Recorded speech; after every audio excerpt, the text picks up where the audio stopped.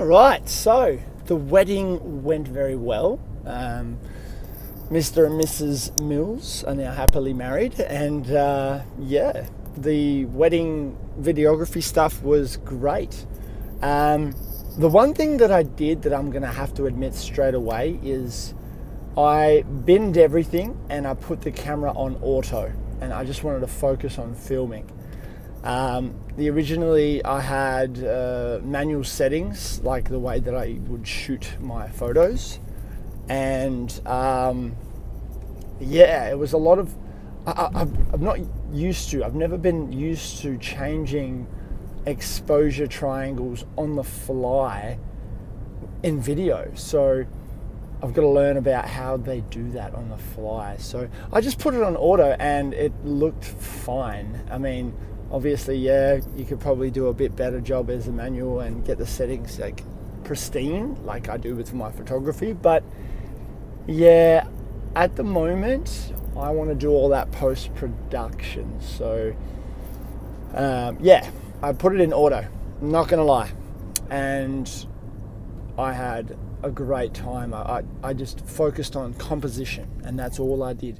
Just composition, finding angles, movements, and different styles of filming that I've seen or read about or wanted to try, and that was the fun bit, because if you try to do too many things or you try to learn too many things at once, you're not going to get any better any quicker in all of those fields, because the spread is too high. So for example, if I was focusing on my exposure triangle, sure, if that was it, the shots would be poor, the composition would be terrible. If I was focusing on the composition and stuff, and the settings were in manual, it'd be too dark, you wouldn't see much, or it'd be too bright, you wouldn't see much. So why not just have it on auto for this time and maybe another few times? Because hey, automatic is a pretty good setting for beginners, and I am a beginner in this field. I didn't get to take too many photos because I had a wedding photographer there, but he was a great guy. His name was Ross. He's been doing it for about 12 years, and he was just a genuine dude. And like, he answered every question that I asked. I asked him all at the end. I had like 15 questions I wanted to ask him, but I didn't do it on the fly because he was obviously busy doing a job, and I didn't want to bother him. And hey, I had my own thing to do as well. So that was that. At the end of the night, I asked him a few questions. I said to him, if you were starting again and you were in my shoes, what would be the three pieces of advice that you would give someone who wanted to do wedding photography? And he goes, far out, it's a good question. And I was like, cool, good, thanks. And he said that you want to buy the best gear that you can afford.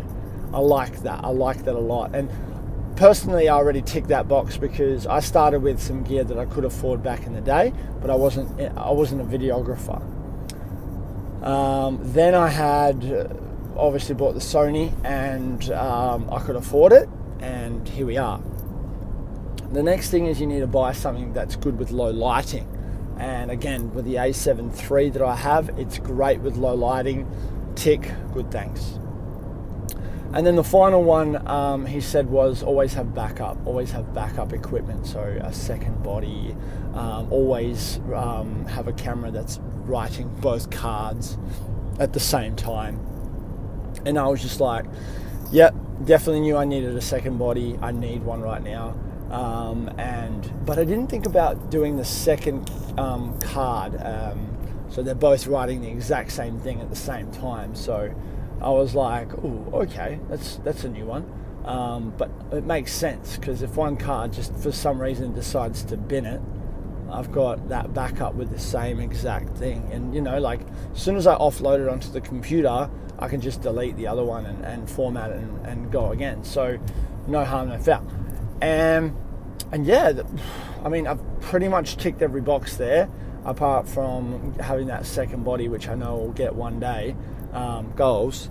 but I do have a second body if I wanted to borrow it from my mate who has the exact same camera, and I'm pretty sure that he will let me borrow that piece of equipment with no hesitation. And if I'd pay for him to use it as well, of course, more money for him as well. We're both happy. And then I asked him a few technical questions, like things I already knew, but it would always be good to get from somebody else. The tricky bit about that is to word it in a way that you don't sound like a dumbass and you don't know anything. But he was very good at answering the question. I don't believe he thought I was a dumbass, even though I did say to him, I know this. I have an idea of what the settings are. What do you reckon though? Like, what's your thoughts on it? And it, pretty much spot on. Like the settings that he was using in the very low light condition with no flash, like he was pulling up some good stuff, and the settings that I would have pretty close to used as well. And I'm excited. I'm excited to do this. I'm even more excited to do this wedding next month on April 26th. So that's a month and 3 days away. I'm so excited now. Like, it's going to be good. It's going to be good. Thanks. So yeah, as I'm driving home from this wedding, got to see some mates, which is cool. Got to see Jordan get married, which is awesome. And even though I've no doubt in my mind, and I'm not offended, we're not that close to be put on the wedding list, I would have missed that wedding if I wasn't doing the shoot for Cameron. I would have seen it on Facebook and I would have pressed like and said, hey, Jordan got married, that's awesome, fantastic, the love of his life, been dating for 8 years, about time. But the fact that I got to see it was really special, I really do enjoy going to weddings, and even though that I'm the one behind the camera, I've got a job to do, it's actually pretty fun. And another thing that I picked up on, and this is just a pro tip to any young photographer, videographer guys coming out, girls are coming out, it's common sense, but there's a few bits that need to be tinkered. So you've got the gimbal, right? So Branchy gave me his gimbal to use, and he was the MC because, MC, he's a funny guy. Give him the microphone. So then I had the gimbal. I was the main videographer all of a sudden, and the gimbal was not working quite right. And a young intern named Ty was with me, and he was just like watching, like, oh shit, things aren't going good. But he was quiet. He was to himself, and like, I mean, he's 17. Like, I'm not expecting him to have all the answers, or But the biggest win, and this is I guess this is an instinct I get from my school teaching job degree stuff. I didn't panic. I didn't freak out. I wasn't frustrated. I didn't start making excuses. I told Branchy, I messaged him saying, I feel ashamed. I feel embarrassed. I feel bad about saying it, but it felt like I had Parkinson's all of a sudden because I was shaking and having the gimbal. So yeah, shame on me, blah. I'm not making fun of Parkinson's people. It was just a way to describe it in the moment. But anyway, yeah, the gimbal was automatically like shaking, and something I haven't been doing regularly, and I give full credit to my girlfriend, was Google things straight away when I don't know them. And lo and behold, I Googled it, and it took me a few goes before I got it. It took me a few videos to look at before I got it, and all I had to do was download an app, sign into Bluetooth, attach it to the Bluetooth from the gimbal, and then turn the weakness strength thing to. It was a weak setting, and I needed to go up to strong, and it fixed it straight away. It was nice and smooth, and that was exciting because I went from having a shaky start at the very beginning of the reveal, which was before the reception and ceremony, and to have it fluid as almighty. Oh, it was good. And then just created some footage, and Ty got some footage, and I played back some of it, and Cameron was really happy with it, and I look forward to what he does with the footage. You know, like, he has no doubt in his mind that I'll be putting up some good content, and that's really cool to hear. I mean, it's my first proper full-on gimbal video anything. Like, I've played around with it before, but it's never been like this. It's never been like, okay, I've got no room for error or no room for missing a moment, and I think I hit everyone pretty well. I was switched on, and yeah, I mean, like, there's no full-on artistic stuff that I've seen other people do. I was just thinking about the shots in the moment, and I'm going to look back at the video and be like, wow, I've hit some good angles here. I'm going to try this next time. Or 10 years from now, I'd be like, oh my God, that's shocking. I'm so glad I've, developed from that. But again, just like Thursday night's gig that I did photos for, this is another first time for me. It's a base setting, so it's only up from here. I'm only going to be ashamed if I don't get better, because I'm not learning, I'm not reflecting. Oops. Yeah, I'm not reflecting, and I'm not, looking at what I need to do to improve. So, and that's the main thing in all this, is just looking back at what you've done and seeing how you make it better. So after I've got the gimbal sorted, I went through, recorded some stuff. I got to have a break during cocktail hour where they went and got some shots done. And this is another thing that the photographer did for me, is he showed me the photos that he took raw on the back of his camera. I mean, I haven't seen many photographers, professional photographers on the job do that. For whatever reason, maybe they're insecure. I don't know. It's their personal preference. It doesn't bother me.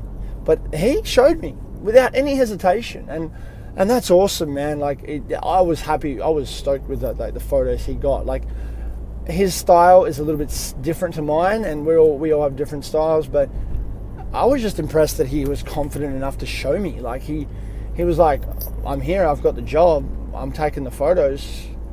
I'm pretty confident with it. He didn't say all this. I just felt it. I felt it. And that's what I needed to feel, that confidence. So now I'm going to really, really go hard I was going to do it anyway, but really go hard next month in this wedding. And I'm excited because I feel like it's the first wedding it will be the day that will make everything happen for me from then in that field. In terms of real estate photography and stuff, I'm not going to go into it because we're going to wrap it up in a minute. But in terms of wedding photography, I really look forward to really pushing it from here and seeing how I go, and hopefully booking another 4 or 5 for the rest of the year. If I can get another 2 or 3, fantastic. 4 or 5, amazing. Any more than that is unheard of, but hey, I'm putting it out there. You've heard it here first, universe. I've got one on the board, and this is all like personal photography only weddings. So I've got one on the board.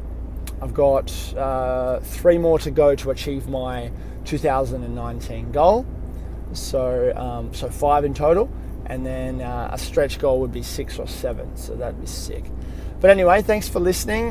This has been the second part of my wedding videography first shooter, and again, the uncertainty is gone. I know that I'm capable of doing it. The next thing I need to learn how to do eventually is to edit it, and I'm looking forward to it, but at the same time right now I do not have time at all. So one skill at a time, focus on that. Please like and subscribe and share, and leave a comment if you found this useful, or leave a comment and tell me some thoughts about what you've heard, and maybe you can add some suggestions to the advice that Ross gave me and add on to it and what I should think about. So I'd really appreciate if you did. Please try to keep it constructive. Don't just bash the things that I thought about. If you didn't like them, it's just my personal opinion, and I just share it with you guys because that's what I've experienced, and it has worked for me. And whatever does, whatever doesn't work, I share it with you. So, and we learn from it from there. So yeah, please comment anything you like. Don't be offended if I don't reply, but I probably will because I've only got 35 followers, and every comment right now means the world to me. Any comment ever from 10 years from now, I'll be getting 100 or 1,000 comments. Every one of them will be me. Anyways, I'm rambling on. All right, have a good night, good morning, good afternoon, wherever you are in the world. Thanks for tuning in right now. Thanks for tuning in this week. And if you're binge watching 10 years from now and seeing this video, I look young and I look really good. I still do. Good thanks.